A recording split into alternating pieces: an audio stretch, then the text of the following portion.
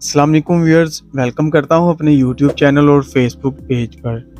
आजकल एक कॉमन सी चीज़ है कि जो साइकोलॉजिकल इम्पैक्ट्स हैं हालात के, और जिस तरह के डिप्रेशन और हेल्थ कंडीशन जो है लोगों की बेहतर नहीं रहती, और तकरीबन बहुत से लोग हैं वो जिनसी कमज़ोरी का शिकार होते हैं। उनमें इरेक्टाइल डिसफंक्शन प्रॉब्लम्स होते हैं।